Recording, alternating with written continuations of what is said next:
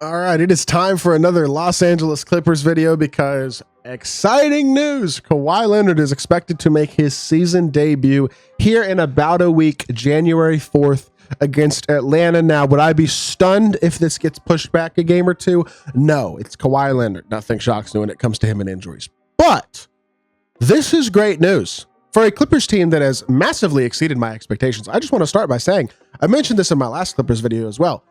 I was wrong about this team. I went into this season thinking this would be the year the Clippers would fall apart. Did not think they were going to be good. Thought they'd be a below 500 team, out of the playoff race in all honesty. And I really could not have been more wrong. This has been a resilient, impressive season for the Clippers without Kawhi the entire year, with a roster that at least on paper is not up to the standard of some of the other top Western Conference teams. And yet they're 5 games over 500 with an impressive win tonight. Well, not a super impressive win, but another good win tonight against the Warriors. Again, the Warriors didn't have Draymond or Steph tonight. Like, it's not the type of win that is like, oh my gosh, they beat the Warriors. Holy crap. Warriors have struggled. And again, didn't have Steph or Draymond tonight.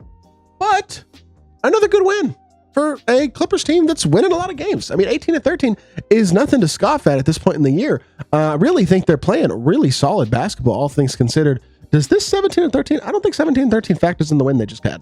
I'm pretty sure it hasn't updated yet because the game just ended. I believe they're 18-13 now. But that would put them as a 5 seed in the West. They've won what?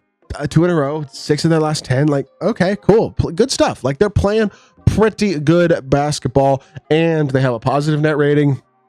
They're a really good defensive team. That's the thing that they clearly hang their hat on. And I think adding Kawhi Leonard back into the mix, he's not the defender he once was, but still, that is 100% not going to ever hurt a defense, adding a guy like Kawhi Leonard back, even if he's not the elite level game breaking defender that he used to be.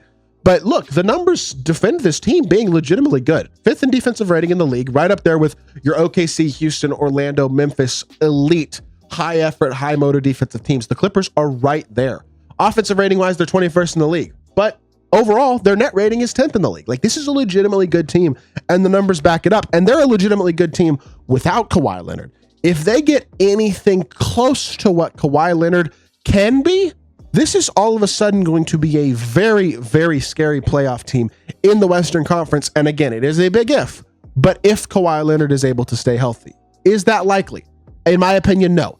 Is it possible? Absolutely, it's possible.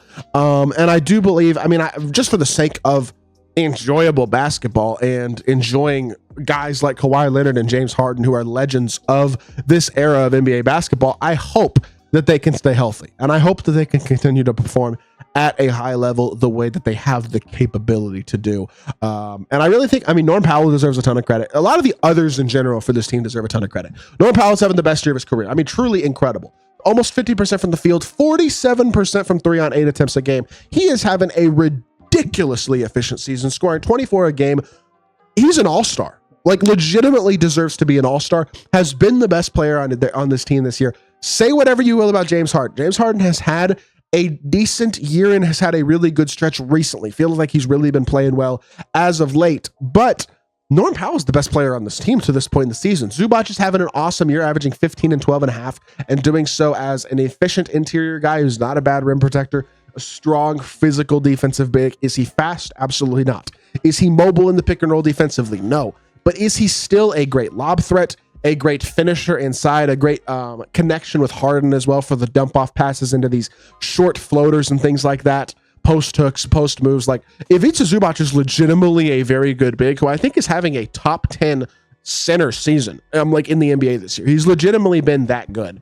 And I think he's been a huge part of this team's success. Amir Coffey developing into a really good role player has been a welcome development as well. I mean, he's at 49%, 42% from 3. That's huge. Another guy who has developed into a useful player who really hasn't been prior to this year, at least at a high level. Derrick Jones picking up where he left off last year. Wasn't sure that his performance was going to translate to LA without Luka, but he's still a 40% three-point shooter, 50% from the field, super efficient inside 2-point range. Not a guy who's going to put the ball on the floor and create a shot for himself at all, but a great off-the-ball guy who's a high-effort defensive player, super athletic, attacks at a high level, and is really, really athletic and is shooting the ball well as well.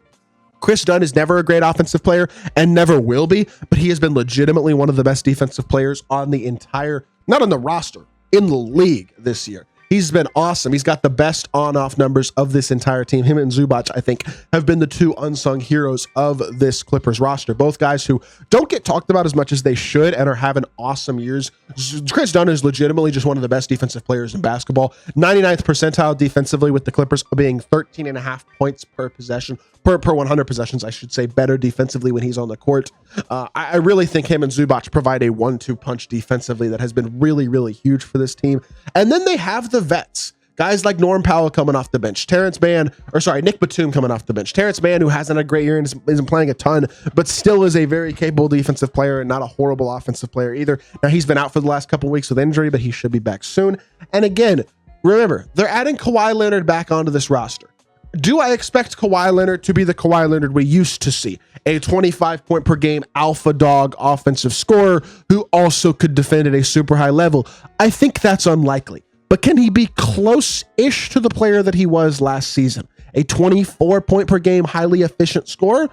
Is it possible? Absolutely. Is it likely? Well, maybe not quite. But I still think he can be 20 a game efficiently. I mean, he hasn't shot significantly below 40% from three in years. He's been an elite level three-point shooter for really the better part of a decade besides that disastrous year in San Antonio. That's not going to go away. He's going to continue to be a high volume, high percentage three-point shooter, a guy who still can get to his spots in the mid-range and knock down shots over anybody at a level that almost very few players in all of basketball can do. Is he going to have the athletic burst that he used to have attacking the rim? I don't think so. I think these continued knee issues are going to continue to take away from that. And he's still not going to be the incredible game-breaking all-world defensive player that he used to be. But he can still be a highly effective contributor to a team that, like I said already, is playing great basketball, is finding a way to win consistently, and is doing so in a tough Western Conference with a roster that has been underpowered for the majority of the season. A healthy Kawhi Leonard makes this Clippers team a legitimately scary foe in the Western Conference playoffs. Do I think they'll be a top 4 seed?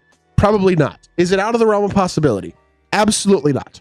Do I think they will be a very tough first round out if healthy for any team in the West? Like, let's say they match the Grizzlies or the Rockets in the first round. They're going to have more experience than those teams in the playoff situations, especially the Rockets. They're going to be a really tough out for whatever team they match, be that OKC, Memphis, Houston, Dallas, especially the Memphis, Houston, Dallas. That trio is more than likely one of the 3 teams that the Clippers will play one of in the Western Conference playoffs in the first round this season. And I don't sit here at all and think that it's going to be an easy out whatsoever for any of those 3 teams. This is a team that isn't just a feel good, oh wow, they're better than we expected, they're going to make the playoffs type of team. This is a team that, with the return of Kawhi Leonard, is going to be a serious threat to win multiple rounds of the playoffs this year. And if things break right, there's an outside chance, I think, and there is a world in which the Clippers turn into legitimate title contenders. Do I think it's likely? No. But again, I have to admit I was wrong about this team. I 100% was. I underestimated how good they were going to be defensively. I underestimated what Norm Powell was going to be able to do offensively this year. And I honestly underestimated the likelihood of Kawhi Leonard getting healthy and of the Clippers being good enough when he returned for it to matter. All of a sudden, they're getting Kawhi back and they're playing really good basketball. This Clippers team legitimately looks scary in a tough Western Conference. I hope y'all did enjoy the video. If you did, make sure you hit that like button, leave a comment, and subscribe. I'll be back with more NBA content very, very soon, and I appreciate y'all. Peace.